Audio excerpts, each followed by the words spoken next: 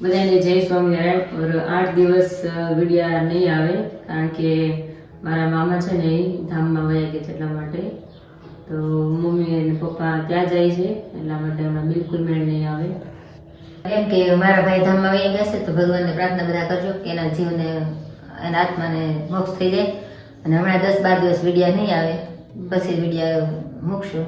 એટલે કોઈ મામા નાના હતા, હમણાં જે છોકરીના ભાઈના મેરેજ થયા ને એના પપ્પા જ એ જ પપ્પા જ, એટલે મામા નાના હતા એટલા માટે બધાને બહુ દુઃખ છે।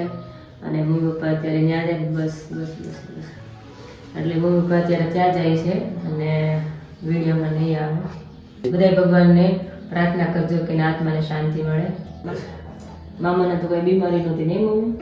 કાંઈ નહીં, લગ્ન થયા પછી એને શરદી ઉધરસ થઈ ગઈ અને તાવ આવ્યો તે રાજુલા બાટલા ચડાવવા જતા ડોક્ટર કે ટાઈફોઈડ છે તે 4-5 બાટલા ચડાવતા ત્યાં દાખલ કર્યા તો ત્યાંનું સારું છે। પછી ત્યાં અંદર રાજુલા બીજું મોટું દવાખાનું છે ત્યાં દાખલ કર્યા તોય નો સારું છે। પછી ડોક્ટર કે ભાવનગર લઈ જાઓ, ત્યાં ઓક્સિજન ઘટી ગયું હતું રાજુલા, એટલે ભાવનગર લઈ ગયા, ત્યાં ઓક્સિજન ઉપર 2-3 દિવસ રાખ્યા।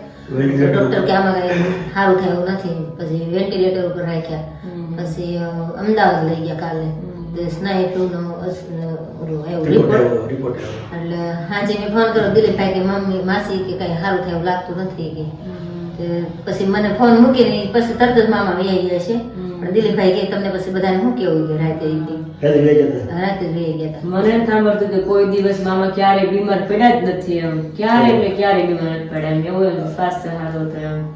ઘડીક વારમાં હજી તો 15 દી પહેલા તો છોકરીઓને લગ્ન નતા, ત્યારે કેવું ધામધૂમથી લગ્ન કર્યા ને વાહેથી ત્યારે થેલા કેવા કપડા પેક કરીને થેલા લઈ જવા હતા અને અત્યારે કેવા કપડા લઈને જવાનું છે, એટલે અમને બહુ દુઃખ થાય છે।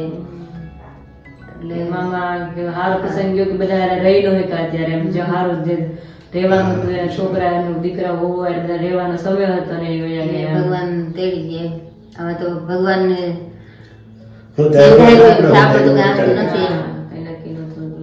એની 15 દી પહેલા ખબર નહોતી, હું અત્યારે વહી જાય 15 દિવસની અંદર એમ કેવો ઉત્સાહ હતો કે જય ભગવાન નક્કી કર્યું હાસુ બીજો મનુષ્યનો કોઈ હાલ તો હાલતો જ જય સ્વામિનારાયણ।